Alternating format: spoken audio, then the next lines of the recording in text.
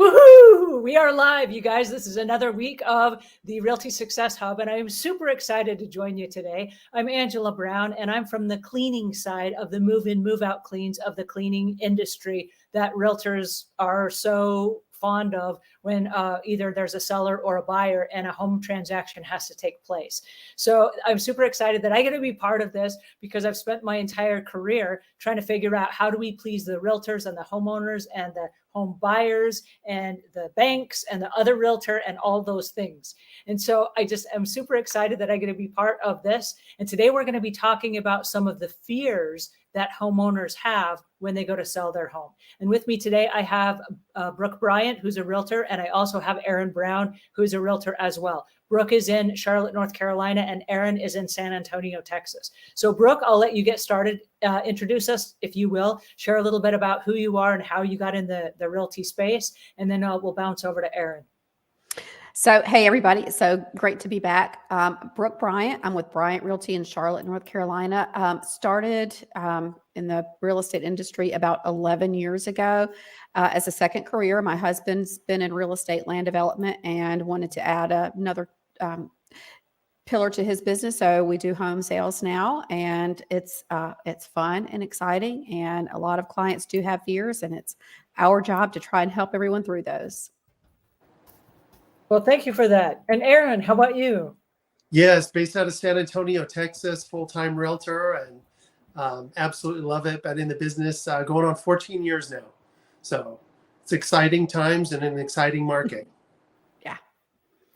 Well, in any market, I hate to say this, but there are fears like, oh no, what am I going to do about this? And then we have to say, what is the this? So today I've got a couple of things that I want to ask you guys, and either of you can answer or both of you can answer. I will let whoever feels inclined to jump in and share with us the information. But we talked a little bit last week about some of the fears that people have, and we were able to get some of those resolved. Over the week, we had a lot of questions and comments come in about some of the other things that we're talking about. But the big concern about what we have is when you're selling your home, what does that look like? And I'll make us small on the screen here so that we can see here. But there are fears that range from not being able to have your home ready in time to not being able to get what you're hoping for your home. And so our first concern, and picking up kind of where we left off last week, is what happens if you price the house wrong or fear that you will price the house wrong? How do we resolve that, either as a realtor or if you're selling the house by yourself? So I'll jump in on that. Your realtor is going to help you price the home based on recent sales in your area with comparable homes and use a comparative market analysis to do that. So they'll see homes with same amount of bedrooms, same square footage, 1-story, 2-story, as close as they can find to your home within the closest proximity and the closest sale date to help put a value on your home. And then also to judge the market. If there are homes in your neighborhood that are getting multiple offers within a day, 2 days, a week, then that's going to help your realtor help you decide how to price your home. And then the fear about pricing, if your buyer isn't paying cash, they're getting a loan, there's going to be an appraisal. So that determines what the bank is going to loan the buyer for your home. So that's where the sticking point is, what the appraisal comes back to be. And this crazy market we've seen, buyers have been paying above ask price or above appraisal price and just paying that difference with cash. What if you don't have the cash? Then you can't do that. Then you miss out. That's been I work with a lot of first-time home buyers, and you'll hear about that frustration. Charlotte, North Carolina, it still continues to deal with that. Our inventory levels are getting better, but if I'm working with a buyer and they fall in love with a house, we put an offer in, it's got multiple offers. If they can't come above and pay cash for that difference, they're going to lose out on that house. And hopefully the next one that comes along, they'll be able to be competitive. I've got a buddy of mine that bought a house during the boost of the I don't know what you call it, the craze or whatever of like last year, and they put in $50,000 over asking price on their house, and they were still turned down because somebody outbid them on that. Yeah. Yeah. So there's what realtors refer to as the highest and best offer. And that doesn't necessarily mean who's paying the most, but whose offer has the least contingencies. So if I'm offering you 100,000 for your house and Aaron's offering you 110, but I'm paying cash and he has to get a loan, mine's for less money, but I'm paying cash, you don't have to worry about financing falling through. So the seller could consider that to be a better offer. And when you say contingencies, what are you talking about there? Is that like, hey, I will give you less money up front, but then I don't require you to replace the foundation of the home and fix the broken driveway and all that stuff?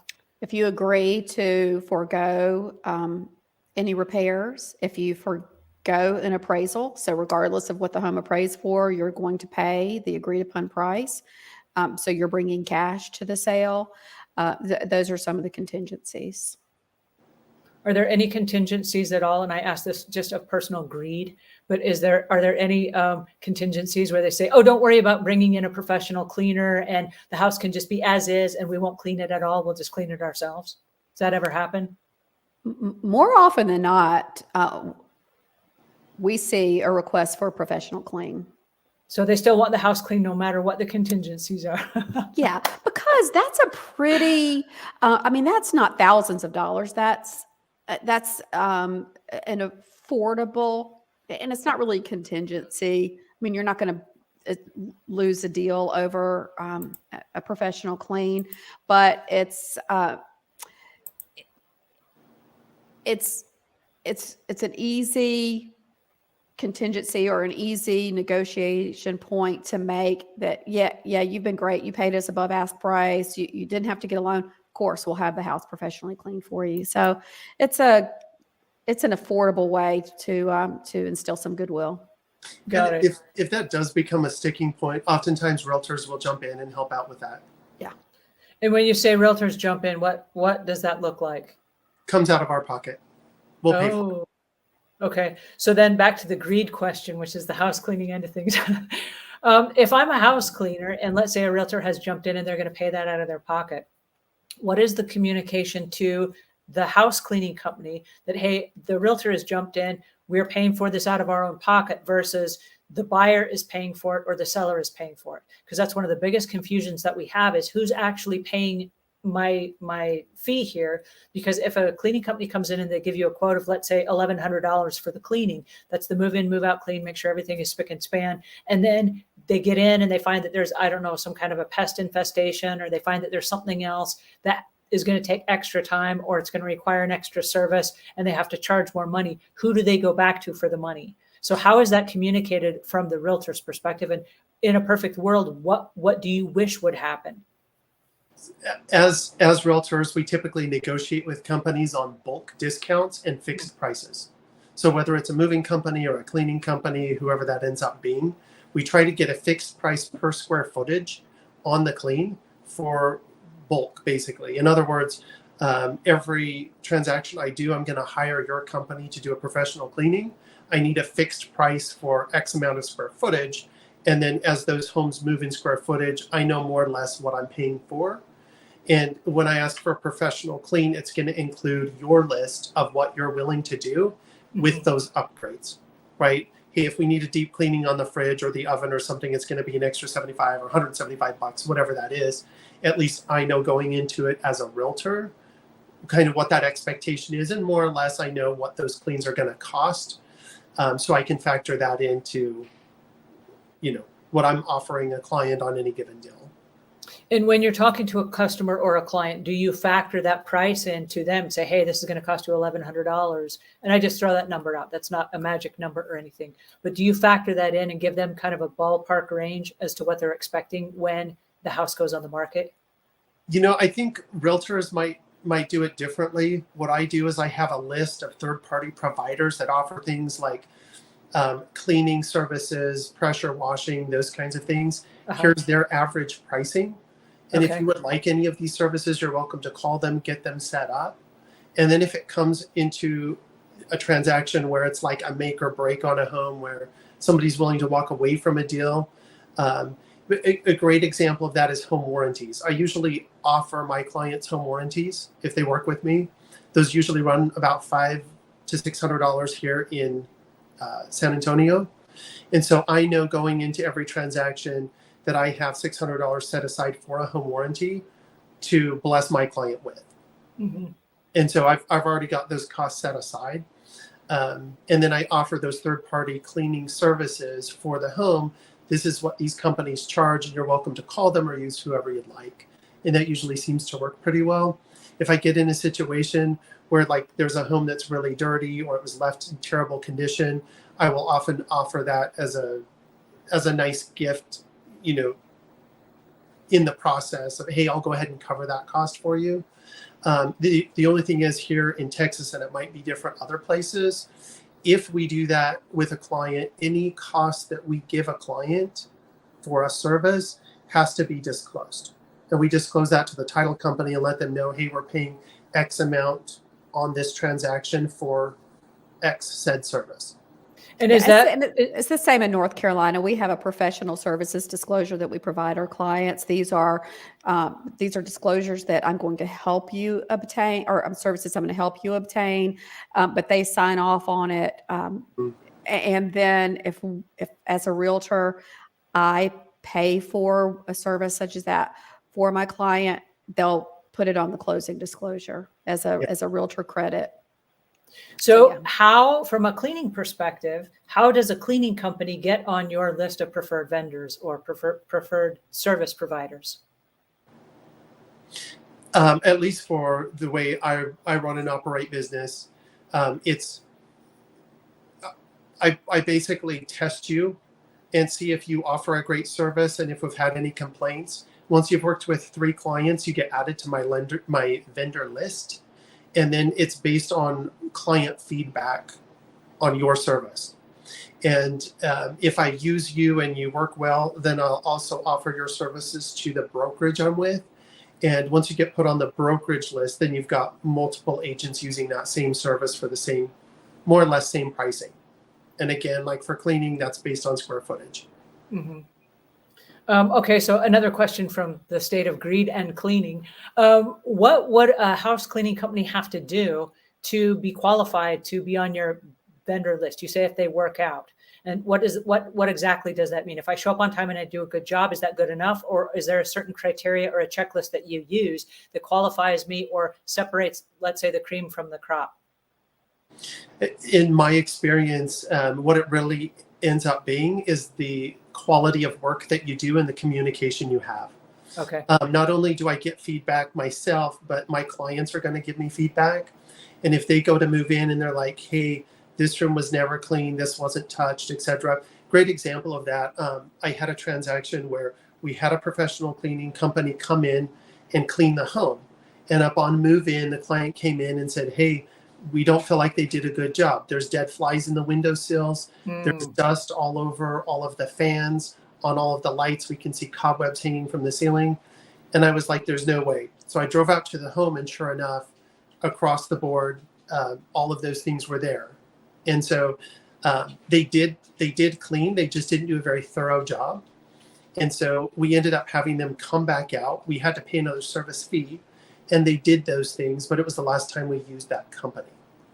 Now, are there, do you do any pre-checks? Because I know a lot of house cleaning companies have a satisfaction guarantee where if you have to call them to come back and re-clean, there's not a service fee. It is part of what they promised you the first time, and they should stand good for that. Do you look at that? In our market, it's been pretty hard to find professional cleaners. And so it's pretty hit and miss, and it's hard to find a company that's really on it. We usually try to look for Google reviews and see if they have any clients that we could call past clients. It has been my experience here local that oftentimes when I call, it's usually an aunt, uncle, brother of the cleaning company. Okay. And I'm not getting true feedback either way on that. And so it's kind of testing that company out and seeing how they do the first 2 or 3 times before they'll be added to a vendor list. Gotcha. That is really enlightening. Thank you for that. And I'll throw this in. Most brokerage offices have team meetings once a week. And if you establish a relationship with a realtor, I've seen it that a lot of these vendors will sponsor those team meetings. They'll bring coffee, donuts, snacks, lunch, whatever for that meeting, give a presentation about the services that they offer. And that's a great way for a professional cleaning company or other types of vendors to get in with those realtors, make those relationships, get their foot in the door. And if you come with that opportunity, then you're going to do a really good job to try and keep the business of all those realtors and that office and getting all of their business. And that I would help you. love that answer. Yeah, that would help you get on a preferred vendor list with not just me, but XYZ Realty recommends, and you can even get on their website as a preferred service provider. How as a cleaning company do I get an invite to that weekly meeting? I'm sorry, go ahead. No, go ahead, Aaron. I was just going to say, you can either go through the realtor and they would go through the broker, or go direct to the broker. I will tell you that those presentations are usually about 5 minutes long, with 2 to 3 minutes of questions afterwards. They're usually pitched right before the team meeting, and everything's runs on a pretty tight schedule for those meetings, because you've got 50, 100 people sitting in a room. Mm-hmm. And so it's one of those things where you come in, you pitch it very, very quickly, ask a couple of questions, and then so you're not talking about a 30-minute presentation or anything. Right. Just and have the services I offer. And have good referrals to provide, so because it is a quick presentation, so you have good materials to leave behind for them to prove your work, to show the services that you offer. But it's just getting that foot in the door. And there are companies that I use to this day that I met through those meetings years ago, and we've done lots of business together. So, quick sidebar. We've done a lot of meetings like that, my company personally, and a lot of homeowners association meetings where it's a homeowners meeting with a whole bunch of people who have homes that could also hire you. And one of the things that I did, it was kind of rogue. It was like a side thing that it doesn't have anything to do with fears. I'm just taking a quick sidebar. But what I would do is I would go to the area there. In every city, there's like a little place where you buy souvenirs, and I'd buy a Charlotte mug because that's the city that I live in. And I would fill it full of chocolates, and I would wrap it in cellophane. And then I would stand at the door, and I had a little basket, and I would ask for people to give me their business card so that I could give them the door prize. Like, we're going to have a drawing for a door prize. And I assigned myself at every HOA meeting, or the realtor meetings, or wherever we did, like the BNI meetings, or any meetings that I went to, Chamber of Commerce or what have you, that I was, hey, I've got the door prize for today. People were like, oh, we have a door prize committee. I didn't know about that. And then I would stand there at the door, and I would collect the business cards. And as people would give me a business card, I would give them one of mine as well. I'd say, hey, let me just give you one of mine, because you never know. Then I would stand up, and of course they say, okay, it's time for the door prize. They would stand up, even if I wasn't part of the presentation. And I would stand up, and I would say, because they would announce me like, hey, she's going to give a door prize. Tell us who you are and what this prize is. I would get up and say, hey, I'm Angela. This is my cleaning company. I'm the preferred cleaner for this particular area. And the door prize winner is, and then I would pull out a name, and I would give them the coffee mug. Well, everybody that went home had my business card, because we swapped it in that exchange. And then also they would see me at that meeting. So obviously she said she was the preferred cleaner of this company, right?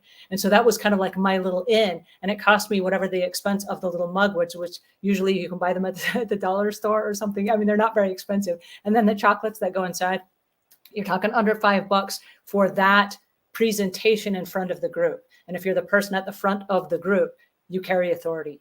And so that was a little tiny sidebar of how we would get ourselves then in front of the, I don't know, whoever it was that had the meeting. Love that. Super very savvy, very savvy.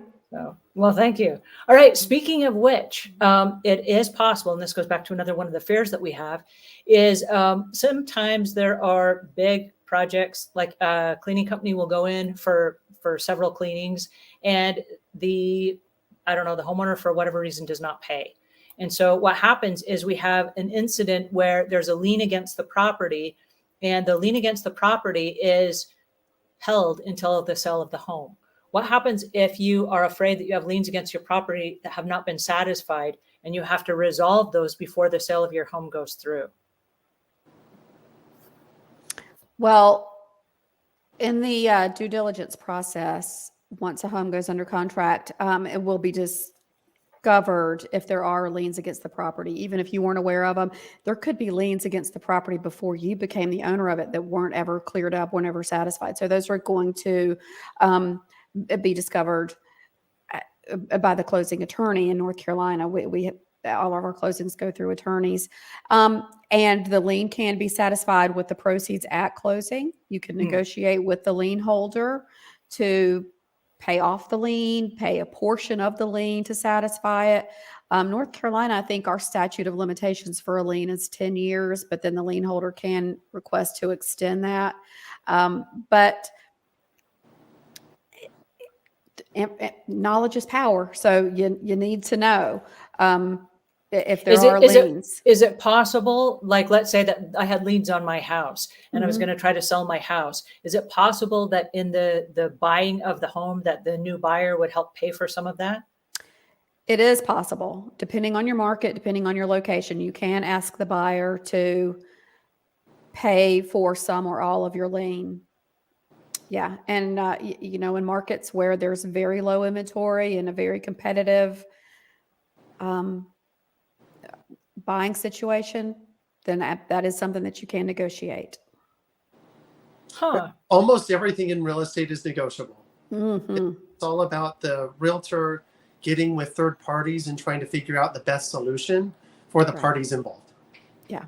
So don't not sell your home because you have fears, because some of them can still be resolved even if you don't have experience or a background about how they might be resolved, right? Right. Yeah.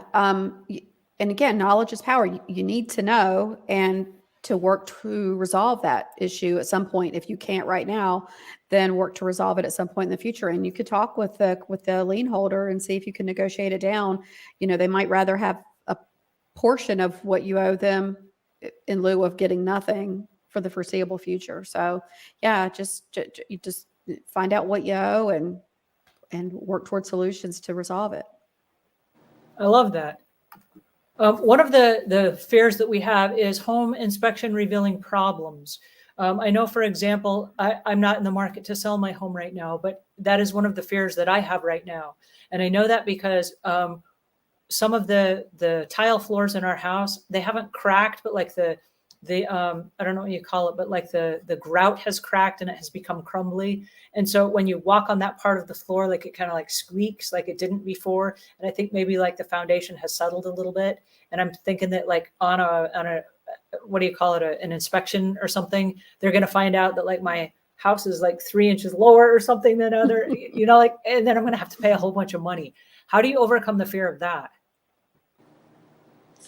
I'm happy to speak to that for a minute. We basically, every home, we recommend that our clients get an inspection report. And the job of the inspector is to try to find any deficiencies with the home. And so there's usually a laundry list of minor deficiencies. Really, when it comes to real estate, what makes or breaks a real estate transaction is what we call the major five. And those major five are the things that would really affect the house long term. And, you know, those things would be the foundation and the roof, the mechanicals of the house, plumbing, and electrical. And so anything outside of that realm is usually pretty easily fixed in terms of some sort of negotiation, whether it's something in lieu of or etc. So things like, you know, grout, unless it is a foundation issue, and that's what it comes up to be, those issues would be easily addressed and resolved typically. If it's a major five, that's usually where insurance gets involved. We're dealing with several of those right now where, you know, hail damage to a roof. Yeah, it's a big deal. Roof needs to be replaced. So insurance is stepping in to replace those things. And so they're usually pretty easily workable situations and solutions when it comes to most minor things. And they'll be, in most reports, there's about 30 pages of those. Doors not closing quite tightly, you know, light switches that don't work, et cetera, et cetera. Mm-hmm. And again, knowledge is power. So you can have a pre-inspection done before you list your home so that you know what deficiencies are there, what defects are there, so you know what you're facing before you put the home on the market and get into a situation where you're negotiating repairs with a buyer. You can know that going in. That will help you determine what you are prepared to fix, what you're able to fix, what insurance will fix before it goes under contract. And then those things can make the deal fall apart. If it's something that you can take care of before you put the home on the market, that might be a little more peace of mind for the seller, and take away that fear that before I put my home in the market, I knew exactly what I was dealing with.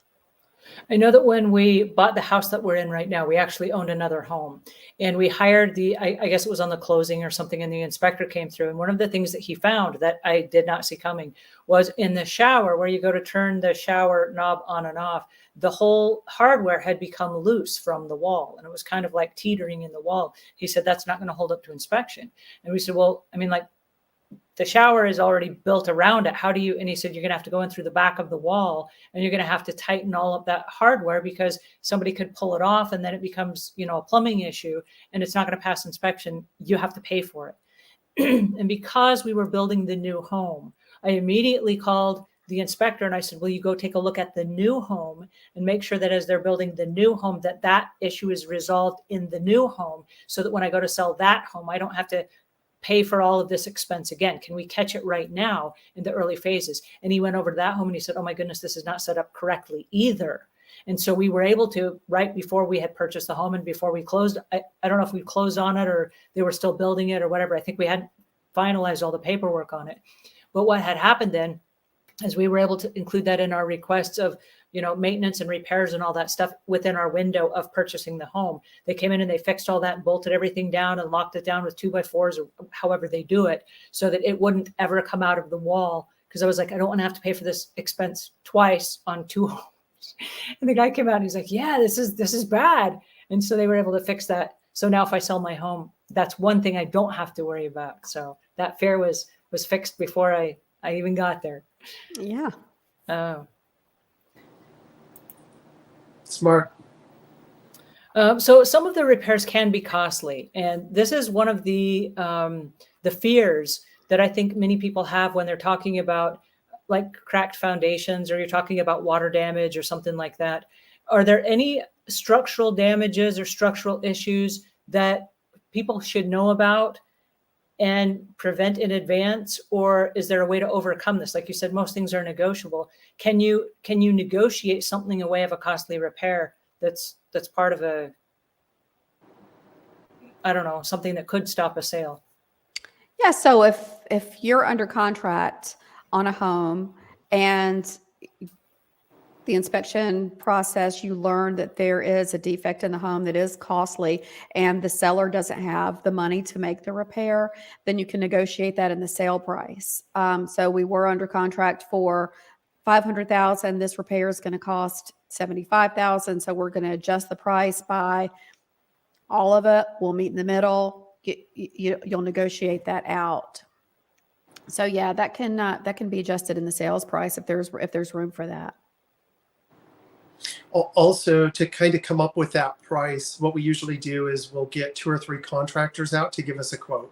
So let's say it's a foundation, we'll get 2 or 3 foundation companies out as quickly as possible, give us a quote, take that average, and now both parties know what a fair market value for that repair would be, so that neither party feels like they're being taken advantage of. 2 or 3 companies have said it's more or less going to cost X. And then we have something to negotiate with, and we can come to an agreement where everybody feels good about it. And very often the buyer will prefer that, because then the repairs are done kind of under their watch. And they can monitor it, and it's not just, hey, the seller did some quick fix. And then we're going to find out a few years down the road that the repair wasn't done in the manner that I would have had it done had I owned the home at that time. There's only, the one area where we see a lot of discrepancy here is on fix and flips. And so they're looking for a particular profit margin on a fix and flip. And oftentimes they've got the cheapest contractors and materials on a fix and flip. And so that's a little different scenario, but in most other scenarios, that would be pretty typical what we just talked about. Yeah. In the house that we live in right now, all of a sudden one day in the bedroom, I'm kind of telling on myself here, but the ceiling started to fall apart. And then the plaster started falling. And I'm like, this is a new house. What's happening here? And it seemed to be a leak in the roof, but I couldn't find the leak because there's no water up there. So I'm like, either it's coming in from the roof or something. So I had a roofing company come out and they're like, oh yeah, this is going to cost you like thousands of dollars. And it was an astronomical fee. Like they're going to have to rip off the whole roof and replace it. And it wasn't done right and all this other stuff. I was like, well, I'm not seeing wear and tear on any other parts of the roof. It's just like this one spot. So then I had a second roofing company come out and give me a quote, and they weren't as much as the first, but the price was so different that I was like, I don't want to go with either one of them, because is it all this money or is it like this much money? What's the difference, and why is the price so different? So I've got a brother that's in the roofing business, and he came to visit, and I said, hey, I hate to do this to you, but while you're here, is there any chance that I could run this by you and you tell me what? And he said, oh, I'm going to climb up on your roof. I'm going to take a look. And he came back down off my roof and he said, you have one little tiny thing where instead of the shingle going over the top, it's like this, and the water is dripping right down in here, and it's caused this little water damage, and it's literally 2 shingles that need to be replaced, and they need to hammer down that little thing. He said, I don't have any of my tools with me, or I would do it right now. But he said, you ask somebody to come replace 2 shingles, they shouldn't charge you more than $250. It can be done in less than a half hour. And I said, are you serious? He said, I'm 100% serious. So I called a different company and I said, hey, listen, it's 2 shingles. I've got the spare shingles in my garage, like from when we bought the house, so that it matches. I said, it's one little thing that's come up. And he said, how do you know? And I said, I had 2 people come out and look at it. There were different cleaning or different roofing companies. And then my brother, who's been in the roofing business for years, climbed up on my roof and took a look. And the guy gets up on the roof. He goes, that's exactly what it is. It's that one little thing. And he repaired it with the shingles that I had. And he said, I'm only going to charge you my service fee. He said, it took less than 5 minutes to do. Boom, boom, boom. We're done. And I was like, oh my goodness, I could have paid like all the money and I replaced like my whole roof, and they could have done a full tear off and got my insurance company involved and all that stuff. And it was literally just getting the right person on the roof to give me an honest answer, That you're fortunate that you did that. I think a lot of people get taken advantage of. I had a client who had somebody after a recent hailstorm. A company went through their neighborhood knocking on doors, said, we'll give you a free roof inspection. They did. They put a roof on for her, said her insurance would pay for it. Her insurance did not. They charged her, put a lien on her house. It was awful. So yeah, sadly, there are companies out there that will take advantage of you. So like Aaron said, get multiple estimates, have multiple contractors come out and look at your job, and if it's crazy high and crazy low, yeah, that's a little scary, but try and give yourself as much information as you can. When we're talking about home inspections and having them take a look at your home, I've got a question about termites. Is that a big thing, or can that kind of like be passed off to the next homeowner, or is that going to stop a sale? Well, and if you have a termite bond, you can transfer that from the seller to the buyer. Termites are a big issue here in North Carolina. I'm not sure if they are in San Antonio. Yeah, they're a big issue here as well. Yeah. So yeah, it's a big concern right now. I have a transaction going on, and it's a VA loan, a Veterans Administration loan, and they require termite inspection. A lot of lenders don't require it. It's like $85 to $100 here. It's so worth it to do. And it's, they're wood destroying insects. They can absolutely demolish, if you're on a crawl space underneath your home, if you don't have a good vapor barrier down there, it can do so much damage. So yeah, have a termite inspection done, and keep termite protection on your home, because you just never, as your home ages, moisture gets under your home or around your home. You just want to prevent that. It's a very preventable issue. And so it's also, it is a big deal, but some people feel like it's the end of the world. Companies can come out and remediate it and treat them, and depending on the amount of damage, it can usually get repaired and fixed. And oftentimes it's only affecting one area, or they're only into the porch or something under one windowsill. So sometimes it's not as scary as it sounds. When you think like, oh, termites have infested my house, people get really scared, and it's usually fairly treatable. And what about on the inspection if your home shows up with something like radon or lead paint or something like that? Because I know a lot of homeowners are afraid that they're not going to be able to, well, I'm going to have to redo my whole ceiling if it's a popcorn ceiling and it has asbestos in it or something like that. How is that dealt with as a realtor, knowing that there may be issues like that that come up? Well, in North Carolina, any home built before 1978 has the potential for lead paint, and you have to disclose that whether you know of any lead paint in the home or not. For the most part, it's all been painted over, wood replaced, that sort of thing, but you do have to disclose it and you can test for the paint. Radon, North Carolina, there's a good bit of radon in North Carolina, and the inspector can do, it's not part of the regular home inspection, but it is an add-on for a couple $100. They'll put a radon machine in the home for a couple days. They'll test the readings at different times. And like Aaron said, with the termites, it's something that can be remediated pretty easily. So nothing to be scared of. But again, that's the purpose of the inspections, is to discover any of these defects and address them. We want our homes to be safe. Yeah. Here in San Antonio, we have a ton of asbestos. And so that's another thing as well, addressed the same way. So. Yeah. We've got a question that came in. They said, are home warranties a waste of money? And what about replacing roofs near the end of the life instead of awaiting a problem? Home is 2 decades old, original roof. I don't think it needs it, but. Well, I don't think home warranties are a waste of money. I've got a transaction right now where we found very few items on the inspection report, but the home warranty company is addressing those for the seller. I represent the buyer. So those are being addressed by the home warranty company. So that's great for the seller. And like Aaron said, it's a great gift for realtors to gift their client. And as far as the roof goes, really depends on the area. I mean, you can have a roof that's, supposed to be a 25-year roof, but there's very little material left on it just because the climate's harsher there or something. So if you're I don't know, that's just a situational thing. If you're staying in the home and you want to prevent any leaks and you've got the ability to replace the roof, don't necessarily go by the age assigned to the roof. Have a roofing, somebody that you trust, go look and see how much life they say is left on it with the material that's left on the shingles. Yeah, I would also say it depends on the type of roofing. So depending on where you are in the country, there's different types of roofing. Asphalt roofing usually breaks down quicker than most other types, unless it's wood shake. Wood shake breaks down faster than asphalt. So if you have either wood shake or asphalt, definitely have a roofing company come out and assess.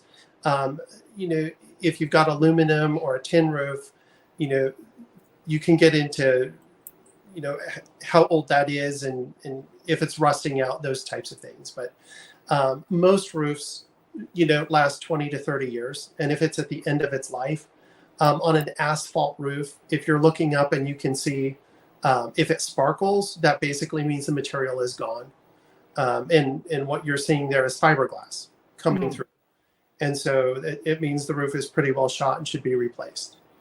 And so if that's the case, then is it your homeowner's insurance that covers that, or is it a warranty that would cover that? Neither would cover that unless there's an act of God, a hailstorm, a windstorm, something along those lines. Oh, if it's old, you're going to be paying for that out of pocket. And so if you're looking to sell your home, it's a good idea to go ahead and get a new roof on there. That will probably come up either way.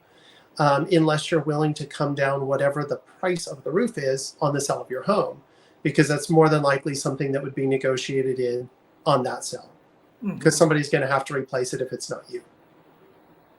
So back to the earlier question, do you do that before you put your home on the market, or do you wait until the inspector says, your roof is shot and you need a new roof? And it's going to depend on how much money you have to work with, what you're looking at as a return on your home, and if it makes more sense to take that out of the purchase price or the sell price of your home when you're going to sell it, or if you've got, the $15,000-$20,000 to replace it right now, to do that. Now, if you have a new roof on your home, it will sell for more in the market, right? Yeah, and that's situational. So, like Aaron said, if you're in a position where you can go ahead and put the new roof on, it's going to make yours stand out. If you're not, then you're gonna factor that into the pricing. And when an appraiser comes out and they're looking at 3 homes that have sold in your neighborhood, one just had a brand new roof and a brand new HVAC system, and yours is original to the home, that's going to factor in. So, that's gonna help dictate your price in the marketplace. So does the appraiser come up with the price then, or is it the home inspector that tells you this needs to be replaced? No, the appraiser won't assign, they won't tell you how much it's going to cost you to replace it, but your home inspector will tell you, this is the average lifespan of a roof with this material. This is what you can expect from yours. But this is the amount of material that's gone from your roof that's protecting your structure. You might have 3 years left on it. You might be at the very end of the life of your roof. So the inspector is going to tell you how much wear there is on it. If it is imminent that it needs to be replaced, the appraiser, their job is to let the lender know what that home is worth. So they're just going to factor that in, that, if the home's got a brand new roof on it, it's going to be worth more than the one that's got a 20-year roof on it. So that'll help you with pricing it, or deciding, okay, am I going to shell out the money for this, or am I just going to reduce my asking price to offset that? All right. Now, if that's true, and I believe you when you say that, but then my next question is, at what point do you draw the line? Because I know a roof is a great big part of the house, but so are the shingles on the outside of or so is it, what do you call it? The siding. Yes, the siding on the house. And so is the landscaping. Do you replace the shrubs and rip out the trees and put in new sod? At what point do you say the windows are kind of old, they're 20 years old, I go with better, what do you call them, solar energy efficient windows and all that stuff? At what point do you draw the line and say the house is what it is? I think that has a lot to do with the experience of your realtor. If you choose to use one, they're going to come in and assess your home as a whole and see what would give you the most amount of money for your market in terms of the things that you should fix and what would make sense. And then also they're going to talk to you about your budget and how much you're wanting to get out of the home. And that would determine if you're replacing shrubs and doing landscaping and replacing windows, or if you're selling the home as is. Because both are options, and it's really going to depend on where the seller is at and the experience of your realtor. Wow. Okay, cool. That was a really great answer. I want to talk for a second about legal disputes. Legal disputes is one of those things that keeps coming up from some of the fears that homeowners have, that there could be legal disputes, anything from details of the deal to price of the home, the closing dates, property boundary lines. I mean, it can get nasty when it comes to some people whose stories we've heard, bickering and fighting over the boundary lines. Like, oh no, they took 2.5 feet of my property, and if they don't give it back, or if the neighbor doesn't give it back, I'm not buying the house. I mean, crazy stuff. Where do you draw the line as a realtor? Let the attorneys fight that out. I mean, that comes down to those are legal issues. And there are, in North Carolina, we are cautioned at every turn to remind us we're not attorneys. We can't write amendments to our contract. We can't pretend to practice law. So that's, I'm fortunate that I am in a state that real estate closings are done by attorneys. And so they can find those disputes. Surveys aren't one of the most often, one of the legal issues we very often see are the property boundaries. And those you can discover through surveys, and surveys aren't typically required. Depends on your lender that they might, but typically a survey is not required. So I recommend in almost every situation that my buyer has a survey done so that they can learn of those disputes and they can be settled prior to closing. I know that when we bought the home that we're in right now, based on the last home that we had and the things that came up when we bought that home, I know that when we bought this home, like I saved all the paperwork, like and this was a new home that we had built, but I saved like the blueprints of the house, and I saved like the land surveys, and I saved everything, not to be neurotic of it, but I was like, you know what? I don't want to have to pay to have all this done again if all Right. this information is the same, because like the square footage of the house is not going to change, and the land, the lot of the land is not going to change, I don't think, right? Not unless you're adding on to it or building something. No, we didn't. But I just wanted to make sure that, like, oh, if I don't have to go through this again for the next house, let me go ahead and save all the documentation and all the warranties for all the appliances. And I mean, like I said, neurotic, but I just wanted to make sure I didn't. Now that's very thorough, and that's going to be great when you do sell. That's going to be great information for the new buyer to have. Yeah. There's in the neighborhood where I live, open fiber is being installed. Mhm. And a lot of neighbors are up in arms about that, and they feel like, we didn't want this. It's on our property, but no, the developer.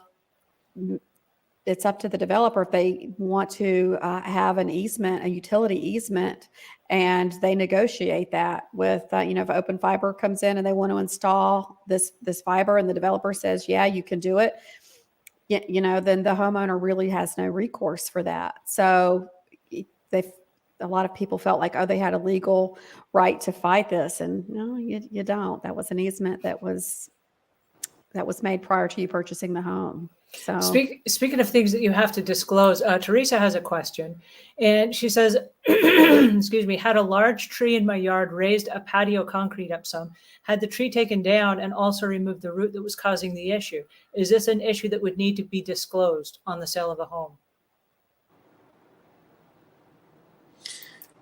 I would recommend disclosing everything.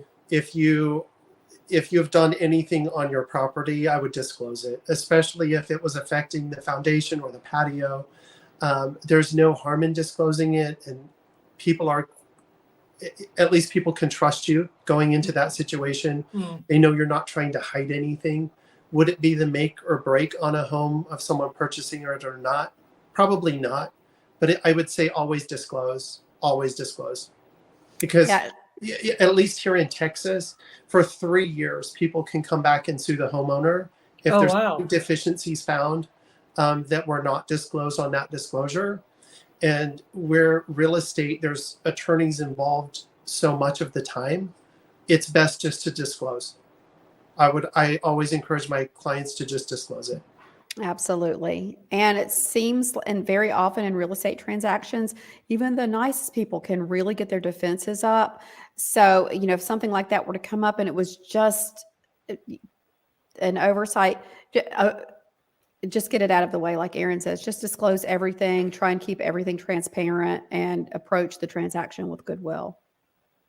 That's great advice. What do you do if you have difficult or unresponsive buyers where a request has been made? And like you said, there's a 3-year window where people can come back and they can sue or whatever. What if you're in the process of trying to resolve something and then like the potential buyers just ghost you? I've actually run into this a lot over the past couple of months on both sides, where really? people have just gone on vacation in the middle of a transaction. They've just disappeared for a week or two. I had a client here 2 weeks ago, just missed their close date entirely. Whoa. Yeah, I mean, it was 5 days after closing that they actually got a hold of us and said, hey, where do we stand? And I said, you are standing in the middle of a legal battle is where you stand. You disappeared during a closing and you never showed up for your closing date. Here's the attorney's number. And so this has happened. It has happened a lot. I was just negotiating a contract with a seller who just disappeared for 4 days, ended up having some back issues and went to the hospital and just didn't answer the phone. And this was after an agreement was sent in and supposed to be signed. And so it happens a lot. I would say that timeframes, very, very clear on timeframes, and letting people know the expectation of what's coming next, and then figuring out if they can meet those expectations so that attorneys don't have to get involved, um, because it's a legal matter at that point. You've committed on contract to do something, and you're contractually bound. And so Mhm. just to walk away or go on vacation or, hey, I'll respond in a few days, it's just not acceptable if you don't want to get sued. So if you do get sued, is that a civil suit? As far as it goes through court at that point, that becomes a broker attorney situation in our state. Okay. And so as soon as attorneys get involved in a transaction, a broker steps in, and that is their job. They're going to handle it with the attorneys, and they're going to fight that in court. And so how that's ironed out in court at that point, the realtor's job is to step back and let the attorneys take it over. In North Carolina, our contract is reviewed every year and is modified every year. And every scenario that the attorneys who draft these contracts can imagine are incorporated into that. And so most of those things, time is of the essence. And, it lists deadlines for and stipulations for the obligations of the seller and obligations of the buyer. And when both parties execute that contract, they're agreeing to those terms. So yeah, fortunately it's a legal document, and the attorneys will handle that in the appropriate legal manner. And like Aaron said, the realtors step back. We are not attorneys and can't practice law. So, but if you are in a real estate transaction, be present, be mindful of the documents that you signed, and adhere to what you said you were going to commit to. Which brings me to the next big fear, which is the fear of negotiation. So I don't want to assume anything, but let's suppose, for example, that I was the one that had the back injury or whatever, and I just skipped off in the middle of the closing of my house, and now I'm in the middle of a legal battle, and I'm thinking, oh no, I've got legal fees, and I'm going to get raked through the coals because I screwed up and I didn't keep my end of the bargain. Can I just back out of the contract altogether and just say, hey, I'm not going to do this? Or is that part of the legal battle now, and I'm obligated to follow through and then pay the attorney fees and all that stuff? Yeah, you'd be in breach of contract, depending on all of the when it was and all of that. Very likely you'd be in breach of contract, and you would have to make the buyer whole. So any fees that they've paid for appraisals, inspections, their earnest money deposits, their due diligence fees, you'd be required to make those whole. And then, whatever the attorneys determined.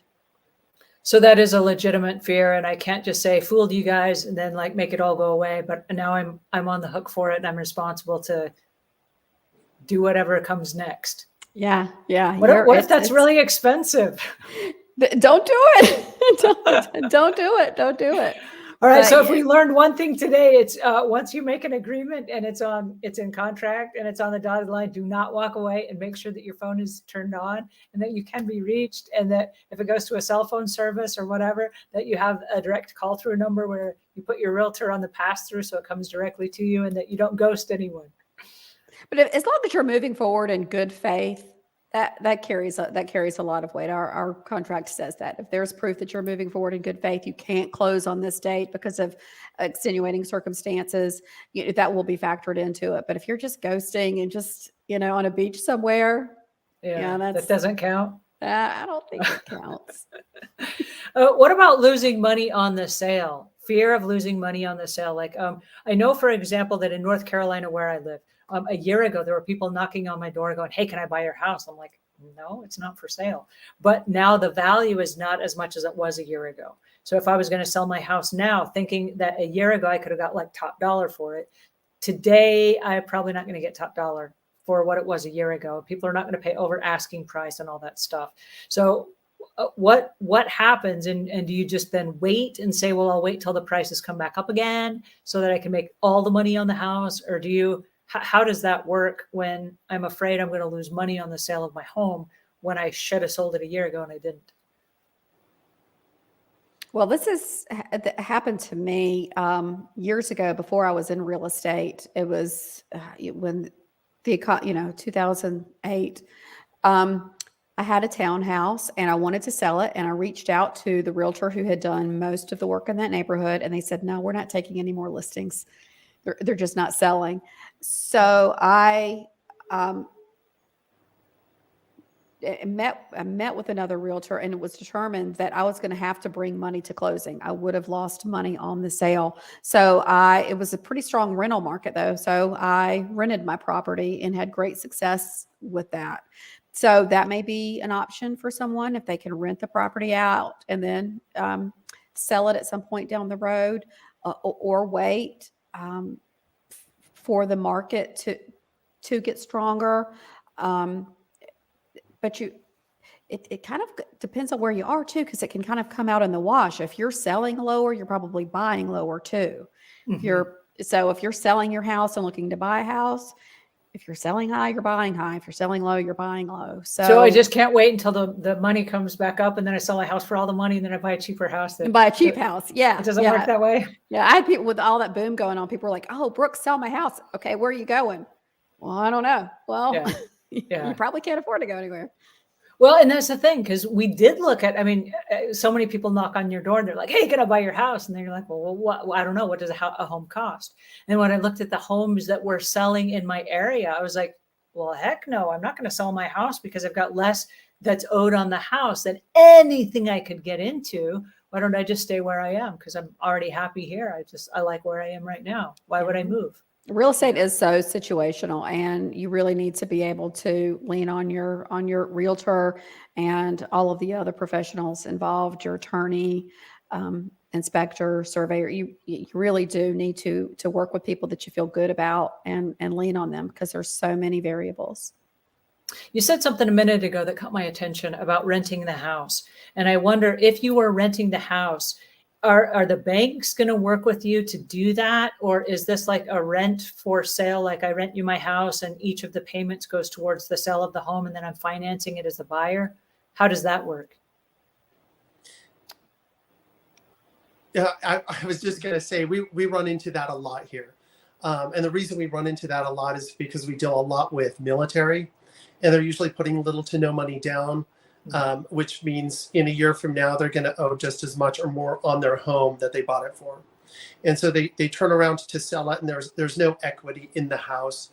And they're going, what do I do with it? I'm PCSing out, and I don't know what to do with my home. I don't personally handle rentals, but I've got really good rental companies that I work with that will come in and take that house, get it on the market, rent it out, etc. We're dealing with a situation right now where a client did a HELOC, a home equity loan, so they could purchase into another home and rent their home out because there was no equity in it, and they didn't have money to bring to closing on their other home. So there's all kinds of creative ways that you can do real estate. It's really going to depend on your agent and if that agent handles rentals. But most agents know really good rental companies that they work with, and they're usually happy to bring that company in and work something out. And again, that's going to be based on the market, what's going on in that neighborhood, and how much you can get out of the property. There's usually good management companies as well that will manage the rental part. So is that a property management company? Yeah, property management? Because most homeowners are going, I've never been a landlord. I don't know how to take care of a tenant. I don't want to fix toilets in the middle of the night, like if something happens. And so having your realtor bring in third-party companies that can help facilitate that is really standard in our industry. And it'll give, the person having to move or sell that peace of mind that, yes, maybe I don't have equity today, but I can lease out my home for another 24 months while I go to Germany, and a company is going to take care of that, and I won't have to worry about it. So, because some money coming in can offset the price of the mortgage, right? So again, if the house is totally upside down, we've had situations where people aren't cash flowing on the home in the rental market, but now they're only paying $200 or $300 a month to hold that home while it's being leased out, and it's not a huge mortgage payment. They're able to cover those costs and still have an asset that will be appreciating in equity over time. On the flip side of that, we see people that profit $200, $300, $400 a month. So it depends on the market and the home. but there's always a workable solution. Real estate is flexible. Yeah, and like exactly like Aaron said, there's so many variables. There are so many professionals that we rely on, and all of these fears that buyers have, there's generally a solution to every problem. You may have to get creative. You may have to lean on some of those third-party vendors, but work with people that you trust, and more often than not, you're going to come up with a solution. Well, you guys, this was so incredibly helpful. Thank you so much for joining me today and for answering all these questions. I know that I speak on behalf of a lot of the people that joined us today on some of the questions and concerns. And we will be answering questions in the comments and the notes below on the replay of this. If you still have questions, bring those in. We're going to be meeting back here, fingers crossed. I believe that both Aaron and Brooke are coming back next week, same time, same place, and they're going to be answering more of your real estate questions. I'm going to throw in a couple of cleaning questions as we come, because I know we got lots of house cleaning businesses that are watching this going, hey, how do we work more with realtors? The move in, move out clean is a huge part of the moving business. So thank you guys so much for including me in this. Brooke, tell our listeners where they can go to find you and learn more about you. So again, Brooke Bryant and Charlotte, and go to Ask Brooke Bryant, and any questions that you have, I'll be happy to try and answer. I'm in North Carolina and South Carolina. I'm licensed. So that's the area that I know about. Don't know much about Texas, but yeah, if I can help, I'm happy to do it. Thank you so much for your time today. And Aaron, where can our listeners go and find out and learn more about you or work with you? Yeah, that's going to be at Ask Aaron Brown. And again, I'm based out of the San Antonio area, but we as realtors usually have pretty strong networks across the country. And so if you're buying or selling, from any part of the country, you can usually get a hold of us and we can point you in the right direction or get you connected with a really good realtor in your area. So we appreciate you guys, and this was really fun. We look forward to next week. Thanks again. I'm Angela, Ask Angela Brown on all the social medias. And until this time, same place, same time next week, we will see you and have a great week. Thank you for your time today. Have a great week.